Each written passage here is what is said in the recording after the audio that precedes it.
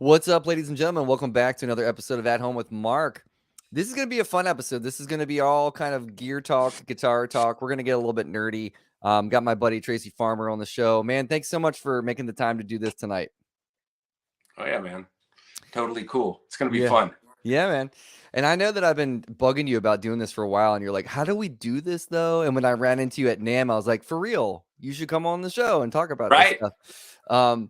Because, I think this audience, at least on my YouTube channel, is like a lot of gearheads. We're Yeah. gearheads, so we're right there with you.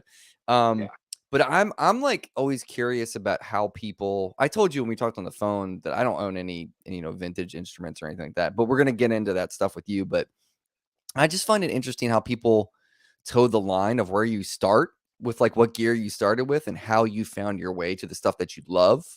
So I thought we would kind of get into that. But first, I have to ask you, because I always ask everybody this, but like, what is your earliest musical memory? Being a child, and obviously, my parents had parties all the time. I grew up in California, and so we had a bunch, not a couple, a bunch of their friends played musician. Were musicians, and so they would come over. I don't even know, monthly during my whole childhood, and had parties. We had a swimming pool, so that we'd have parties, and three of the couples all played music, whether it was mandolin, acoustic, electric guitar, and they would come over in our living room and play live music, all the time. That's awesome. And all of them together, this was a big group of friends. And so then so I started playing then with, from them, learning a G chord and stuff, young age, 8. And then my brother-in-law, my sister married a guy who played, and he was way more advanced and, totally into fusion. And so as a young 10-year-old, 8-year-old, 9-year-old kid, he was giving me Steve Morris and the Dregs and Pat Metheny and Don't Listen to Aerosmith. Don't listen to any of this music. Van Halen gets the pass, no one else. You literally have to listen to Al Di Meola or nothing. And I've kind of done that my whole life. And okay. So while I don't listen, I love. Oh, I think you froze, Tracy. You still there? Oh no. There. Okay, you're back. I think you're back. Yeah. Okay. So I lived that. You know what I mean? Like, I already know who the best Stevie is. I don't need to be Stevie Ray Vaughan. I mean, I saw Stevie in 1984. I'm 55. I graduated in 86. Right. And so, at that era, I'm seeing Stevie Ray Vaughan when I'm a sophomore. I'm seeing Eric Johnson before the album, before Tones is out, with Bruce Foreman at the Great American Music Hall. You know what I mean? Like, crazy shit in San Francisco, right? Like, so seeing amazing music all over. And what a time it was to be alive as a guitarist, because I remember, like, the space shuttle blowing up. I remember Alcatraz being on MTV with 6 of my friends that we grew up playing guitar, seeing Yngwie blow in 1984, 85, whenever Alcatraz came out. And no one had ever seen anything like that. Yeah. And so we saw it in real life. And, when you see 55-year-old, 54, that era guys, my age, there's a bunch of them, and everyone else talks shit about Yngwie. Well, I don't listen to Yngwie at all. Mm-hmm. But I know he was God in 1985. Right. Okay. Yeah. Like, for real. You know what? Let's talk a little bit about, like, I find that very interesting, because there's always this dichotomy of people who, we all obviously love Stevie's tone and the way Stevie played, but like, I have no interest in trying to sound like Stevie. And, and I think that people that can do it, I am like wowed by people who can play like that. But like, the schools of thought of like, you shouldn't do that or you should. I don't think there is a right or wrong answer. I think you should do what makes you happy on the instrument. I think whatever. Yeah, exactly. But I think what was your stepping stone? Like, who was the guy that got you like, okay, this is how I'm gonna like make my way into guitar and like find my voice? I mean, so when you think about your first influence in this, literally, like I was telling you about the people in my living room, this is all Hispanic music. Mm-hmm. And so like we have my parents' friends are they were all Hispanic. And so we're listening to Malagueña. We're listening to all this Spanish influence, right? And so this is happening real time. Now I'm the baby of siblings, so way baby. I was the accident. And so next thing you know, we had Led Zeppelin, we had all that. And while we have, this guitar playing going on in my house, and I never hear any of that stuff. I'm playing the guitar, but I don't hear any of it Mm-hmm. until like I'm 10 years old, way back in the day. So I'm 10 years old and I ride my bicycle up to the local bar and I'm shooting pool in California as a 10-year-old with my homies. Totally cool. We're not wrecking anything. Totally cool. And the jukebox comes on, and I don't remember Eruption. I'm sure it came on, but I do remember exactly the second I heard You Really Got Me. And it was a life-changing event. I was now an electric guitar player. Oh, okay. You Really Got Me changed everything. I jumped on my bike, ran home, and did a half-step version of You Really Got Me on one single string, trying to hear that in my head. You know what I mean? And then, when my dad gets home, I'm like, I want an electric guitar. Yeah. And it was a year later. I know, because if I think about summertime, I'm born in July. Well, obviously that summer is when I heard him. And I know it was a whole nother year, my birthday, before I got an electric guitar. So I was about 11. Oh, okay. And that's, those are pretty, good numbers of where, when Van Halen 1978, that's when I was hearing that shit. And it was unbelievable, dude. Like, holy shit, Van Halen. I know. I never heard Led Zeppelin. Really? And then the next before that big, powerful moment was Stevie, because I'm a kid from California. Marty Robbins is happening in my home. That's the shit we're listening to, my parents, right? And of course, I've got siblings, so we're listening to Led Zeppelin, obviously all the music, Soul Train, all the stuff on the air. But I didn't grow up listening. I'm not from the South. I live in New Orleans. I'm not from here. And so I didn't grow up listening to B.B. King or Albert King. I don't even know who these people are. I have Guitar Player magazine. Obviously, I know who they are, but I don't know what it is. We're all playing. Me and my group of friends as kids were jamming together 1-4-5 as little kids, like a lot. But I don't know why we're doing it, other than this is what we've been told to do, right? And so Green Onions and that kind of stuff. So when Stevie came out, my sister, literally bought the record and invited my friends and I over, and we spun this Stevie record for the very first time. And then it all made sense to me. Oh, I fully understand what we're doing. This is the blues. Right. Well, I didn't grow up with, B.B. King. I'm a kid from Northern California, right? And so Stevie was like the day of change.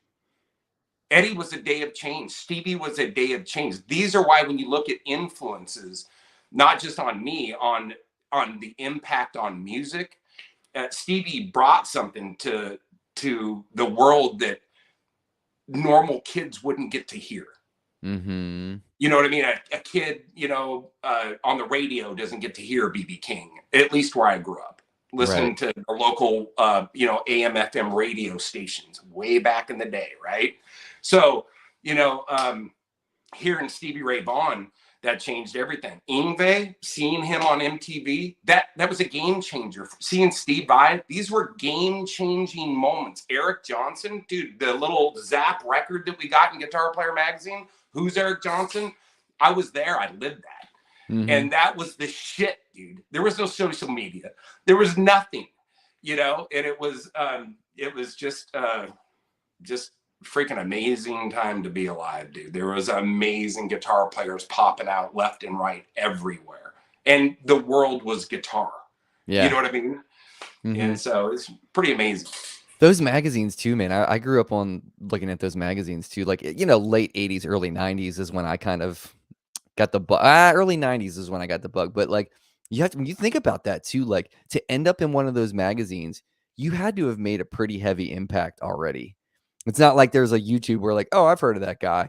No, it's like if you show up in, Guitar Player magazine and no one had heard you before, you've had to have made a big splash to end Oh, up in that magazine. And it's amazing too, because at that time, what a great resource to learn the guitar and learn tablature and all that stuff, like to kind of push kids to, I don't know, man. Like that's how I cut my teeth. I'm 44. right, So I didn't have all the like slow down software, and right. I had to like rewind a tape, which is almost worse than moving a needle in a record. Cause it's like, did I go too far? Did I go too far? You know what I mean? It's like, Yeah. but yeah, man, it's like a totally different era of guitar players. And what's We weird had too. this group of friends that we had. I don't mean to interrupt you. Keep No, going. no, it's Sorry. okay. No, no, no. I was just gonna say, what's weird too is like Van Halen for me. I think I was a little too late.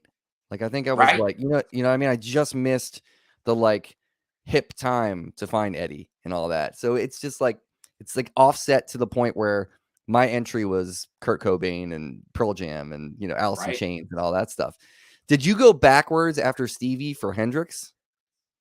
Well, Jimi Hendrix, by the way, was already being played all the time. Like I had Smash Hits was the record. Remember, Oh, okay. I have 3,000 albums on my phone, right? Hmm. So we had whatever anyone had, like I have dear friends that are my age. And it's always funny to talk to people my age because, because we share so much in common. However, the Yuli John Ross, Hmm. unless you or your best friends owned that album, you didn't hear it. Right. So I didn't get turned on to Michael Schenker and Yuli John Roth. It was, California. It was obviously in the early 80s. It was, the Rats and all those hair bands, which I wasn't into. I was way more into fusion. But the all that hair band stuff. And then you had, you can't deny Steve Vai and Ingve, and Mm-mm. those were game changers. And Eddie, you're exactly right on missing the boat. I got it at 10. Mm-hmm. By the time I'm a teenager, I'm now into Stevie, Eric Johnson, Ingve, all the heavy cats that are on the scene, touring, playing. We're getting the chance to see them. I've seen these guys. I don't even know how many. Eric Johnson, 20 times in the last 5 years. Oh wow, Four man. times in a year just by default. You know what I mean? Like on accident. Dang. And I mean, love EJ, but I'm not the super stalker. It just, I've seen these guys a bunch of times in my life, because I lived the era, I was there, and they were playing all the time. Yeah. So, I saw the first G3 tour, like not only the first G3, like the third show back in the day, the thing that nobody understands. And I'm not talking shit. I love these guys. EJ, Joe Satriani, Steve Vai. Somebody's got to open, somebody's got to close. Well, nobody's following Steve Vai. No one can follow Steve Vai. And I'm not talking about cutting heads. The show. Right? So Yeah. when I see him, Eric Johnson, I think, plays second. I think Joe Satriani opened and Steve Vai closed. And there were a lot of people that were depending on who you were. And that's how I judged people as a young kid. Steve Vai had all the time signatures and all the cool Frank Zappa thing. Joe Satriani was a little bit more straightforward. So the real hip kids were more Steve Vai, I would say, at least my friends and I. Where, maybe somebody with less ear might like the Joe Satriani thing. So there's way more of them than Steve Vai. Okay, he's Yeah. on the radio. Steve Vai's not. And so Joe Satriani's on the radio. Ingve's on the radio. Stevie's on the radio. This is back in the day when guitars were cool. So next thing you know, Joe opens, right? Everybody's upset. They think he should be closing because he's his song's on the radio. And I'm like, yeah, just wait till the gig's done and then say that. You're not following Steve Vai. And it just because they were swapping every night. EJ was going to close.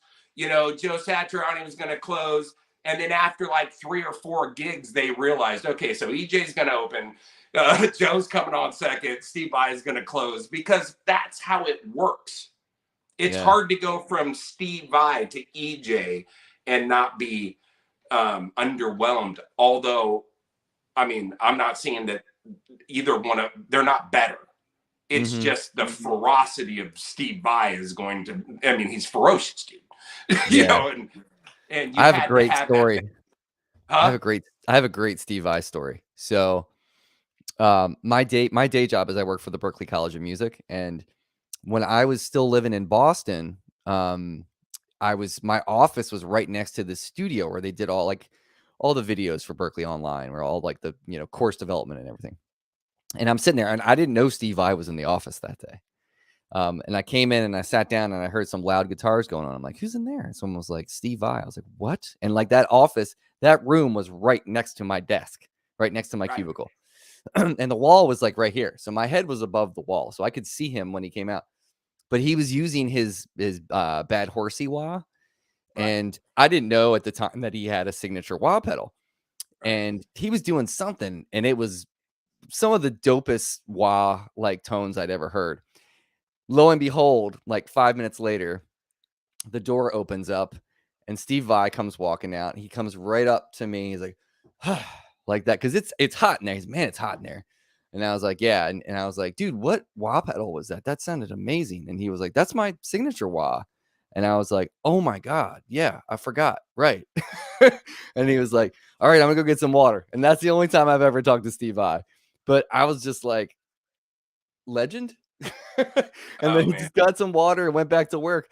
But man, like that dude is like larger than life. It's just, like exactly what you would think. And the sweetest guy, like he was so nice to me. Yeah. He could have been like, you dummy, that's my wah pedal, but he was so sweet. But what a treasure, man. Like like as far as like that era of playing and Oh yeah. everything. I mean, his It was just stories are just guitar. Everybody was totally guitared back in the day. And the funny thing, and I was thinking about this. I was talking to a friend. I don't, I grew up listening to Steve Vai, so I don't listen to Steve Vai. Mhm. I don't listen to Warrant and Rat and any of the. I don't play 80s rock. I mean, it's totally cool, and I got a bunch of friends that do for a living. All right, it's awesome, but I don't. And so next thing you know, the interesting thing is of all of those cats from back in the day, EJ, I still buy all of his albums and listen to them. Yeah. You know what I mean? So, I mean, if you think about if you think back to, a guitar god from back in the day, Super Shredder, right? Who's still relevant? Yeah. EJ, dude, Yeah. 100%, dude. right? That And and I'm that not talking about Eric. Mike Landau was God always, Mhm. but he wasn't a national name touring act. I found Landau later, like, Steve Lukather, amazing guitar player, the greatest in the world. Toto was, smaller than Journey. You got to understand where I'm going with that, right? Like, I'm not saying that Steve Lukather wasn't phenomenal and stuff. It's just when you're talking about guitar virtuosos, he had a singer in the band, right? Mhm. Right. The rest of these cats, we're singing about I Am a Viking and shit. Yeah. Like straight legends. And Yeah. so, that's the stuff, the guitar stuff is what I was really into. People say it's not cool to listen to guitar music, listen to other stuff. Well, I'm not cool. I grew up listening to guitar music, and today I still do. I still listen to JD Simo, and that's all I spin is Landau and guitar players, and whenever a new album comes out, whoever the guys that are Matt Scof, all the cats, Yeah, I man. listen to all those cats. And Yeah. Well, yeah, you are cool. Look, so BV moderating the chat as always. Thank you, BV. See, you are cool. awesome. There's a bunch of people in here. So Jeff's in here. Oh, well, Jeff hello, Jeff. Jeff's a McElwain. huge influence to me. I've learned a lot of stuff from Jeff. He's a monster player, man. Eli's in here hanging. Eli's, I love those guys. Those are my dear friends. Yes, absolutely. Yeah. So let me ask you on the next tip of talking about gear, because I want to get there before we run out of time. But like, so when you start out and you're playing, you're getting into all these bands and all these guitarists, and you're trying to figure out your own voice. Like, what are you playing through as a young cat? Marshall half stack and a Stratocaster. Okay, you went right for the jugular on that I one. mean, like that's what I had. Yeah. What When I Marshall was did a you have? little tiny kid, I had an acoustic amp that was tuck and roll. I guess that's the brand, maybe. I'm not sure. It's one of those, the tuck and roll amp. And so with a 15, that was my mom bought me a tube screamer and a wah wah. And then I think I had a Bandit, PV Bandit for about a year. Nice. And then, we got a used year old Marshall JCM 800 for $500 used. And yeah, back in the day, man. And so my dad bought me that, and that I gigged for pretty much all of my young life. Didn't matter. And I try to tell people, we go around with combos or 212s or whatever, 50-watt amps. And I'm like, every fucking bar I ever been in, I had a half stack in and never got in trouble. So, Dude, good on you, man. I mean, we didn't have shields, anything cool. We just learned how to turn the cab in the right direction to make it work in that room, turn around, whatever you had to do. Yeah. But okay. yeah, I grew up with no reverb and, no delay. Now I'm a, pedal freak. I love all the modulation and all the shit, but, yeah, just really dry, hard sound. And, that's what I got used to. When did you start, like, I guess not obsessing, but when did you start like getting interested in finding like vintage gear or like other stuff that was going to be more that vintage voice? So I was, I just, without going into detail, I quit playing the guitar at 25 and focused on my life and family. And at about 40, I got back into playing the guitar, so Okay. literally took a big break, like no guitar. Maybe one $800,000 guitar every 2 years and play for 6 months just to get my chops up to where I could fully flow. And then it'd be down the road. And 2 years later, I'd grab one and I could play and get myself back. It takes a long time to get your chops back. And then get your chops back, and then not gig chops, just bedroom chops. Right. But I was fully gigging all the way from like 15 till I was 25. So, so next thing you know, started playing the guitar, had no interest in being a band. Band takes time. You have people that are relying on you. You need to be there. Me, I'm like, I just want to roll, and I don't want any responsibility. And so I quit music for a reason, so I could make a whole bunch of money, right? And the next thing you know, it came back to it later on. And so I started playing and I was buying, custom shop strats and master built strats and master built tellies and private stock, guitars. And I had a massive pile of them and they were all great. And they are. And one of my dear friends, Holger, who's a vintage guy, he's an unbelievable luthier and let alone great vintage guy, so I took this Todd Krause 59 master built, Brazilian board, Wildwood 10, all the stars lined up on this guitar.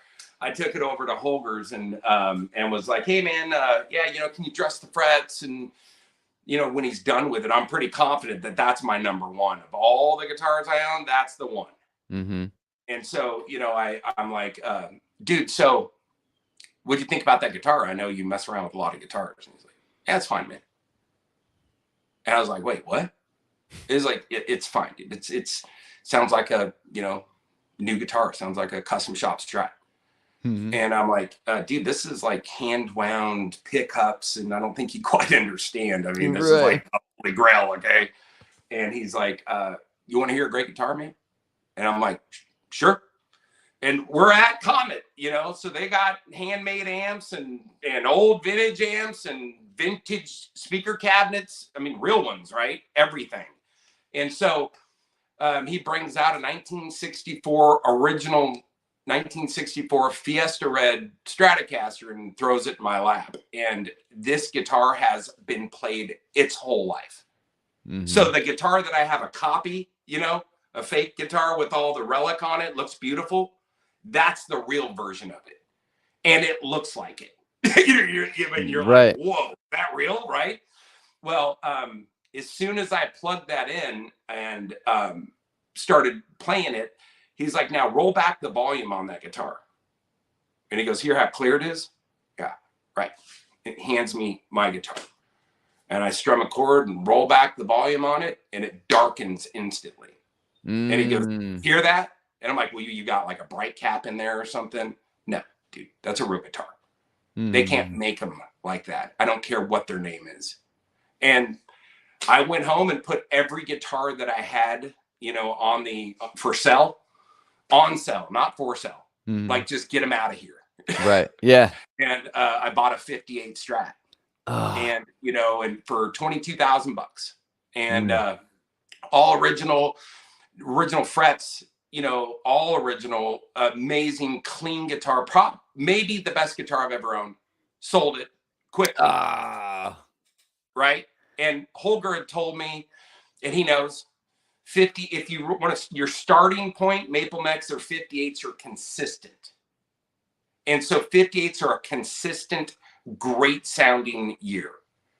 And so from top to bottom, they're a very consistent guitar. Not all years are consistent. You hear a Dogs, well, there's Dogs in every year. Yeah. Right. He had told me that out of the 40 that he's been associated with, worked on, owned, you know, refretted, that he'd had one dog of the 58s.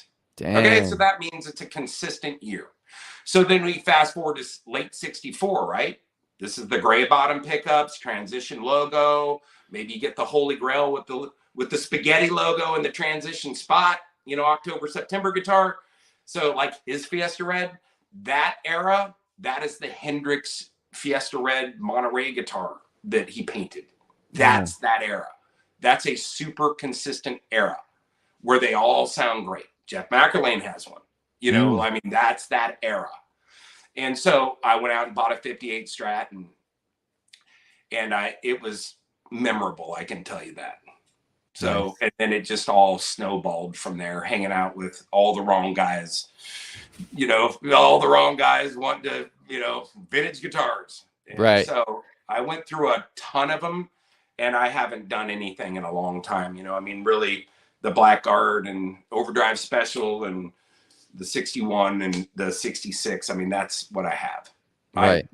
I really have one Stratocaster in mind that I would love to own. What's that? I mean, if everyone on here knows the guitar, so I can't talk about it. I don't know. I know about it, and it's a lot of money. Okay. I mean, it's a lot of money. Let's do a little show and tell though of your of those tellies and stuff, because I'd love to hear the story behind these. This is a 52, and it's 6 pounds 4 ounces. It was clean when I got it. This is South Louisiana, sweating, gigging wear. That's real deal stuff right there. That happens when a fat guy plays a guitar in the sun. Right? And so this has and that's how I age my guitars, is how many summers they've went. And so Tracy, so wait, hold on a second. Tell me about that Blackguard. Like, how did you get that? Tell me the story behind when you got that. Oh, you know, Scruff's Vintage Guitars, Tucker and Holger, they're my dear friends. And you know, they're a dealer. And Tucker owned this guitar. And so yeah, I bought it from him. Oh, okay. Yeah, and so it was. I'd flirted with this guitar for a year, and so meaning that I'd brought it home, played it for a week or two, dear friends, right? And so played it for a week or two, then send it back, and you know, this guitar was dead. These guitars die. So when Grandpa played this guitar, right, and it was clean when I got it. When Grandpa played this guitar and put it under the bed in 1964, these guitars go to sleep. Mm. And I don't have a ton of experience, so I know about this guitar. And so this guitar, when I first got this guitar and started playing it, I have a 61 that cuts all the bursts that have been in this room. Okay. Wow. Okay. These guitars are unbelievable. They're not just a little good. They're great guitars. And I'm not just talking this one. I'm talking about vintage Tellys or Mac trucks. And so, so next thing you know, I have a 61 and it cut this guitar. Well, I owned another 52 and a 51 Nocaster, and it didn't cut them. They all hung. So I called Holger and I said, I think this bridge pickup's been rewound. He goes, dude, that guitar's never had a screw turned on it, man. The pickup's not been rewound.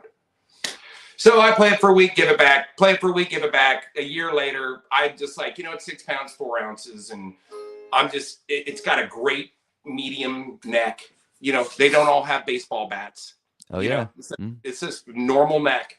Yeah. And that's what I look for, right? The stars are lining up, 6 pounds, 4 ounces, medium neck. This is the one you want to go to war with, right? So I make a decision based on that.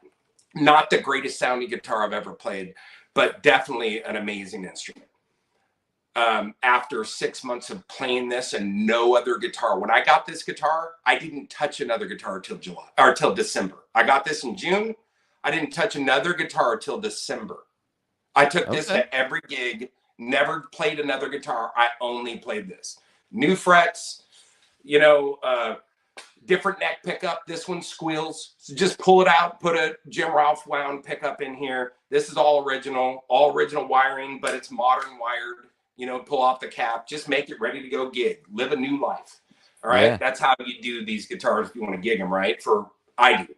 So next thing you know, I don't have 20 of them, right? So next thing you know, after 6 months of playing this, I was like, I wonder what that 61's like. That's my favorite guitar in the world, by the way. Okay. I love the 61. So I wonder what the 61's like. And I plug it in and I'm like, and I grab this guitar, and this guitar not only hangs with it, it's cutting it. This guitar came alive. And that's what I'm trying to tell you, that I don't know if it's the dust blew off the pickups. I don't know what happened, but I can tell you this guitar went from not even hanging with that guitar to cutting that guitar. So, I mean, that's amazing, dude. You know what I mean? It woke up from the dead and it became something. It's because you're loving on it, man. It's like, So it just came alive. And I'm talking about volume. I'm talking about hitting a chord and it going, right? Like, for real. And, so this is the 61, right? And same thing. Got this from David Davidson at Well Strung Guitars. It was a clean guitar. All this checking. People talk about the cold. I'm not sure about cold, but I can tell you when a fat guy plays the guitar in the heat, that's what the checking looks like.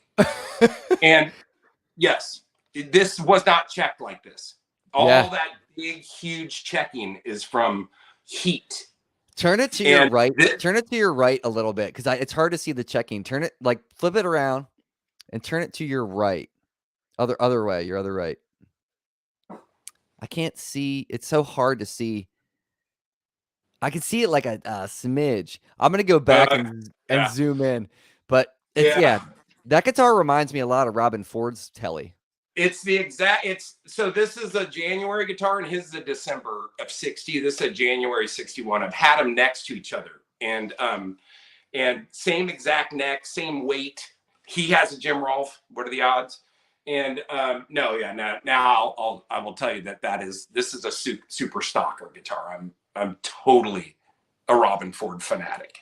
Yeah. So I don't know, the Dumble and the 61 one. Yeah, I don't know. So maybe just a little bit. But this wear, that's all from me. All of it. Every last bit of it. And that's what heat does, is heat. This guitar just flaked off on my arm while I played it. All original. So, an all original guitar. And, so, Tracy, how long till that happened? Like, how long did that take to wear that? This took about one summer. And this is actually has two. Yeah. No, this has 2 full summers on it. 2 full summers of gigging all the time outside. Dude, so was that nitro finish like hella thin? That's crazy. I mean, you can, if I don't know how close you can see the checking in the white and how Yeah. the actual, it peels up. These guitars get hot and they sweat. Yeah. And when they sweat, the paint just peels off it. I mean, there's paint chips on this guitar that are stuck to it from sweat. Yeah. That's I mean, awesome. literally, I have pictures on my Instagram page of paint on my arm. Yeah. That's so great. Speaking of your Instagram, here, let's do this real quick because BV popped this up. Everybody go over and follow Tracy for all these awesome visual stories so you can follow along on his journey. All right, cool. And then you have that Strat, and I love I have that a Sherwood green. 66. This was an original 66 Lake Placid blue guitar. And I've owned a bunch of Strats, and this guitar is ridiculous. And I had a small headstock Strat, real one, and I took it to Holger, and I was like, all right, I'm going to keep this forever. It was a keep forever guitar. Mm-hmm. And I'm going to keep this forever. Let's route it out and put a humbucker on the bridge. And he was like, no, because I'm not going to do it. But if you find a big headstock guitar, then I'm in. So, and I said, well, keep your eyes open for a 66 Lake Placid blue. And if you're going to put shit out to the universe, you better start calling exacts, because you'll get it. It will be exactly wrong. So 7 pounds, 2 ounces. We got to throw it all out there to the wolf. All these guitars are very lightweight. I'm not into, 7, 8. Right. So next thing you know, this is 7 pounds, 2 ounces, Lake Placid blue. It was routed out for a tele pickup. And so it was already pre-routed, and no harm, no foul, right? So I bought this guitar, had Jim Ross. We put up some humbug PAFs in here. They all squealed. I played way too loud, right? So they all squealed. It didn't work for me. And I had Jim Rolfe wind just, I think it's maybe 7.1 or something, real low, not loud, just to fit in a Stratocaster. And so, and then it just gives you a little bit more weight on the upper notes. And so these are original pickups. I don't even know about the pots, to be honest with you. That's okay. Holger would know. And so yeah, it's I've already broke the arm off in the tremolo and had to, get it out of the bar and all the drama. And but this guitar, the same thing. You can look on my Instagram page.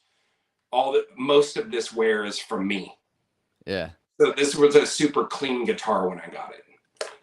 And it's funny because I thought that was a Sherwood green, but it makes sense that it's Lake Placid blue. It's Lake Placid blue on the back. I don't know why, but the back's green and the front's blue. I think this is tobacco. Maybe he was wiping it off, and then maybe hanging and cigarette smoke.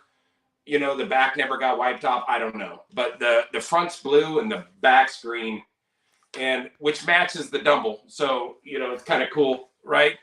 But we put a Spitfire pickguard on here, so we didn't have to mess with the original pickguard that came with the original pickguard and the original pickups. It didn't have the tele pickup in it. And I passed on this guitar, and Holger came up to me and was like, hey bro, that Lake Placid blue guitar checks all the boxes, right? Amazing neck, lightweight. And so we went back over. I just broke a string on it, and I'm missing just saw this. I'm missing an inlay.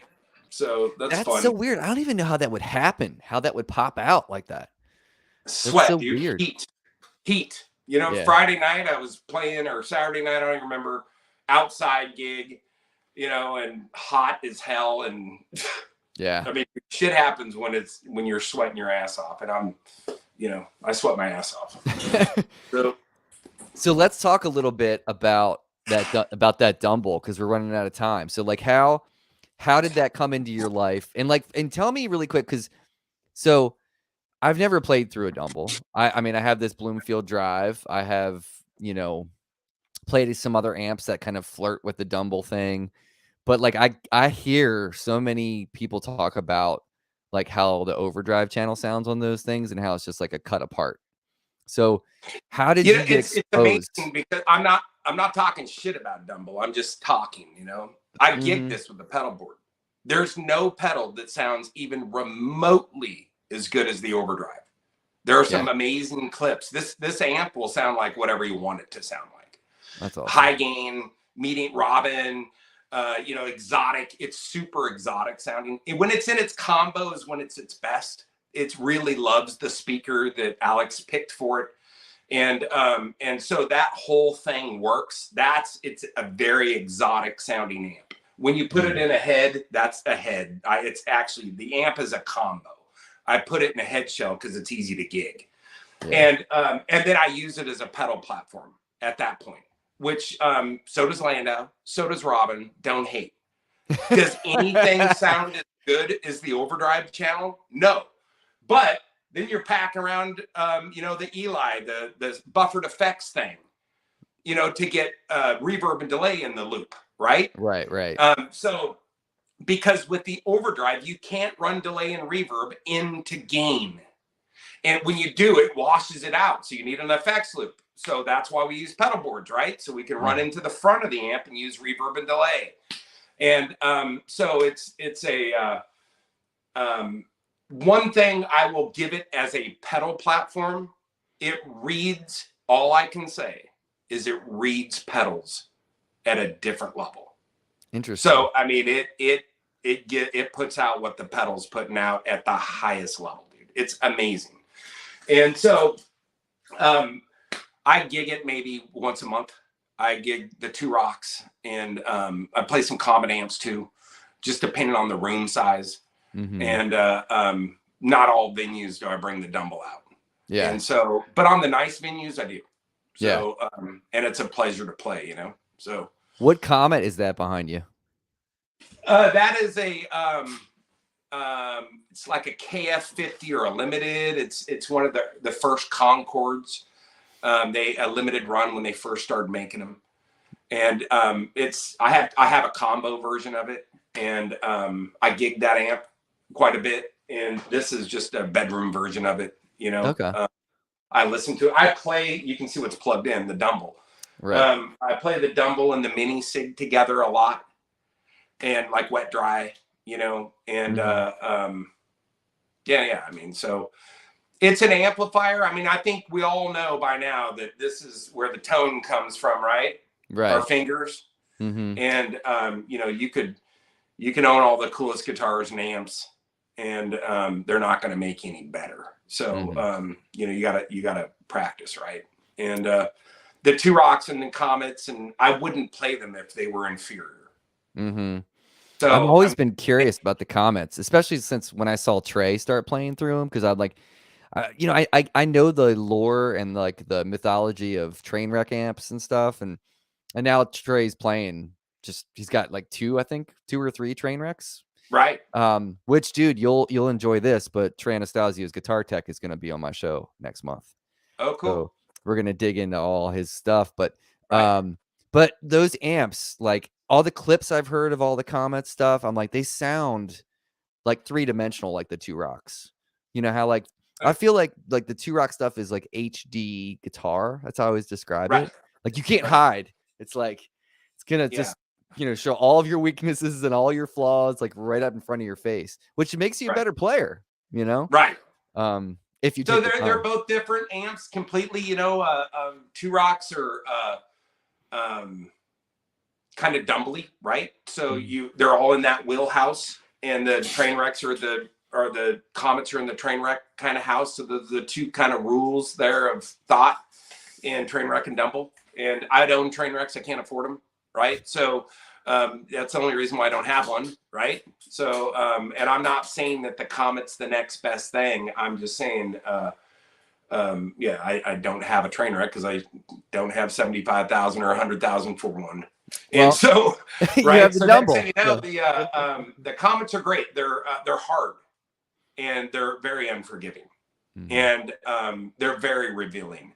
And sometimes when you're gigging a lot, um, I remember putting a Concord in a combo, which doesn't exist because Ken hated combos. And so that's somebody told me that. I don't know him. And so I remember putting it on the ground and plugging a pedal board into it and had enough headroom and everything. All the stars lined up, and that amp kicked my ass all night. Nice. Too Well, not fucking hard. nice. Way too hard. Yeah. And it happened to a friend of mine that bought one. And he's probably on this show. And he bought one, same thing, like all giddy. And, you know, I'm taking this giddy, I'm going to Pound Town with this. And he called me and goes, I hate this amp. And I'm like, I told you, dude, it is humbling. Then you want to talk about there's nothing to hide from. And it's hard as a rock. So like what I mean by hard as a rock is super fast. And like if you touch, don't even breathe on it because it's coming out. Well, you know what's funny too is like, so when we saw each other at NAMM, I really wanted to check out the TS1 because I had not played through one. So and that's an amazing amp. Yeah, that's what Eli was telling me, because like when I settled on the Bloomfield drive, but he was like, knowing you, I think you might like the TS1, man.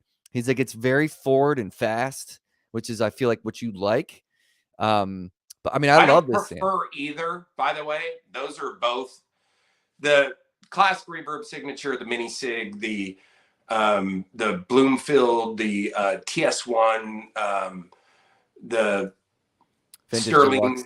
you know, the Vintage Deluxe. I have one. I love that amp. That reminds me of my Overdrive Special. The Vintage Deluxe does. It's very wow. My Overdrive Special is not soft and squishy. It's hard and rude. And so, and kind of, so the Vintage Deluxe is kind of that way. It's pretty hard and stiff. And I like that. It's a different voice for Two Rock. You know, the mini sig, why the Studio Signature is such a special amp is it's got amazing headroom for its size. It always sounds great. It's easy to play. It gets along well with others. It always cuts in the mix. It's an amazing amplifier. The Bloomfield and the TS1, I've owned both. And Carter, my dear friend, has one, a TS1, the new one that Eli, made for him. And all I can say is his 100-watt TS1 sounds like angels are coming from the heavens with all the I'm not exaggerating. I bet. Like in a clean guitar chord will ring out with all this magnificent, whatever that word is, freaking like overtones and shit, dude. It's a phenomenal amp. The TS1 is legit, dude. I played it at NAMM. I mean, that's what I gigged for a long time. I love that amp. Yeah, no, I do too. I have the Studio Signature too, and that was an amp I bought in like 2015. Right. And like I never again, I was like, dude, this is it. This is the thing. And like a lot of people right here. Yeah, dude, it's a killing amp, dude. Like people will ask me all the time on this channel, like, what should I get? Should I get this or that? I'm like, dude, I'm telling you, the Studio Signature is a friggin' like monster of an amplifier. Monster of an amp. For real. And yeah, I mean, it's killing. It hangs. I mean, I'm in a 2-guitar band and we're loud and it hangs. And so, you want to hear if guitars hang, play with another guitar player who's equally is loud. And you need an amp that cuts, right? And the Studio Sig, even the Studio Sig combo, the way that the cabinet is made, I mean, it sits in the mix like unbelievable. I love it in the combo. Eli made me a combo as well and sent that to me like an empty, so I can take that chassis out. That's what I love it in that little, and it's so easy. It's so portable too. It's like small, it feels like, is this thing going to be what I think it's going to be? And is it going to have the sound I want it to have? Or is it going to feel like it's like compressed and small? And it does not feel that way. It's crushing. Awesome. Yeah. Really, like if you thought about the mini sig, the Studio Sig, the combo version, the head version, I have both, right? And so I have a head and a combo that I can swap back and forth like you do. So not 2 amps. And so what you do is like, if you need higher headroom, just bring a 212. Right. Right. And if it's a smaller room, bring a 112. Right. And you're good to go. The amp is plenty loud. Oh my God. I mean, it has a tremendous amount of headroom. Oh my God, yeah, dude. Yeah, and so depending on your room size is how many 12s you need to bring, 35 watts is a lot of watts, ladies and gentlemen. Yeah. I got a nice a nice little I think it's comment. cool. Love to see Tracy on here. Such a generous guy. Helped me acquire and authenticate. Spent hours on the phone with me. He's a real one. That's a nice Aw. compliment for you. Man, it's like funny because there's so much stuff on here. Like I had all these questions, but we're running out of time. But my last question to you, Tracy, is this. Now, this may send you down a rabbit hole, but what is on your wish list of stuff that you feel like you have not filled that void yet? Gear wise, Yeah. the new Landau pedal coming out from Veneram. Oh, I don't know about this. It should be out on the 15th, I think is the date or whatever. I think it's coming out any day now. I'm a Landau fanatic, so anything that he touches, I mean, I don't have an SD9, but I'll definitely have the Veneram version of it quickly. And yeah. I'm excited about that. I've never owned a traditional clean, and I understand it, and that's kind of, I really would like to own a traditional clean. Yeah. And yeah, I mean, dude, I don't know. Yeah, I don't know, dude. There's it's a revolving I door. don't really I don't need a bunch of guitars. I play like 2 guitars. And so I have 2 tellies and a Strat. I'd like another, once in a lifetime Stratocaster. What about a 335? Did you ever own a 335? I did for a month. Didn't get along with it? I mean, it's the scale length, and I like 7 1/4 inch radiuses. Oh, okay. So, yeah, I mean, like, so when people, and I bend strings for a living. So does Landau, and those bending strings on a 7 1/4 inch radius. If people think that it can't be done, I don't know. Go listen to Mike Landau and Jimi Hendrix. Right. Yeah, I mean, you can bend strings. The tension is hip on 7 1/4. That's what my hands are used to. So it's easy for me to go between a Strat and a Telly. Yeah. And that's really, I play a Stratocaster because it has a tremolo on it. Otherwise, I'm a Telly guy. Okay. For sure. Tellys to me sound way better. You know what I mean? Right. Than a Strat. And so Strats are amazing, but the coolest thing about the Strat is the whammy bar. Okay. Yeah. And so that's why I play a Strat, is because it has a whammy bar. And when I play a Strat, the whammy's in my hand the whole time. Right. That's crazy. I've always blocked mine off. I never use it. And I'm the opposite, dude. I got that Josh Williams Mockingbird. Oh yeah. And now that turned me into maybe I like Gibson scale length. And I've played Strats and Tellys my whole life. Oh, yeah. And I played that and I was like, oh no. Maybe I actually like humbuckers and Gibson scale length now, because I cannot, anytime I pick up the Strat, it feels like I'm fighting it. And then when I pick up the 335, I'm like, oh my God, this is where it feels nice and buttery. And I feel like I could connect ideas and things like make sense to me. And I'm like, why is this happening at this point in my life? I don't understand this. Like, for years, I've just been playing Strats. Right. Kelly, and now it's just like, damn it. Now I feel like I want to get like a Les Paul Special or something like that with P90s in it. You know what I mean? Just something different to play slide on. I don't know, man. It's weird. I think I like that scale length. It's strange. Yeah. I mean, it's obviously like, look at all the monsters that, are influences that play Gibson guitars. Obviously, they're amazing instruments. Yeah. And I keep it simple, Yeah. Keep it simple. Couple guitars. And I mean, I'd love to own them all, but, I'd rather own 1 than 50. Yeah, me too. I feel the same way, man. Yeah. What is the You're overdrive? Guitar, right? Right. Yeah, you can't play 2 at the same time. Right. What's overdrive are you using on your board right now? Like, what's your main go-to? The new Apollo Approved is amazing. I'm a Shanks guy, Shanks overdrive guy, 100%. I am the Veneram overdrive guy, period. Fuzz, the Shanks 2 is my favorite by 10 times. I mean, one of my dear friends that makes fuzzes for a living, was here and he goes, well, the Shanks has a tone knob. That's cheating. Because, like, to me, fuzzes don't cut, and I need to cut. Right. Yeah. And so, like, they don't cut. And so the Shanks 2 has a tone knob on it. My dear friend was like, well, that's cheating. It has a tone knob. I'm like, yeah, that's why I play it, dude. Yeah, It works. So take dude. this round thing and put another knob on it, and I'm in, Yeah, right. But You yeah, should be I mean, no playing. You big. should be using. Yeah, you should be playing what you're gonna Yeah. use, man. Like that's And fun. I don't know John Shanks or care, but I know he's won some Grammys and has #1 hits and he has better ears than me. And Right. so, I hear that in his pedals. They're clear and clean and open, no compression. They're very open sounding, and that's why I like them. And I'm sure they're copies of 50 other pedals. I don't give a crap about all the drama. I just know Right. it sounds good. Yeah. And that's what I like. But the Apollo Approved is a new guy that he may have been around forever, but I just got turned on to him, and I think that's a good overdrive. That's currently on my board in place of a Shanks overdrive. Which one is it? Is it the like the TS style or is it the ODR1 Nobles, thing? Yeah. Okay. Nobles, the Yeah. Nobles. Yeah, the Shanks overdrive is loosely based, are exactly based on, I don't know, on a Nobles. Yeah. And so I think it's just more hi-fi, which I lean towards hi-fi. I like hi-fi. Yeah. So I like chiny clarity. And so that's why I like the Shanks. And the Apollo Approved is great. Yeah. So I've been using it.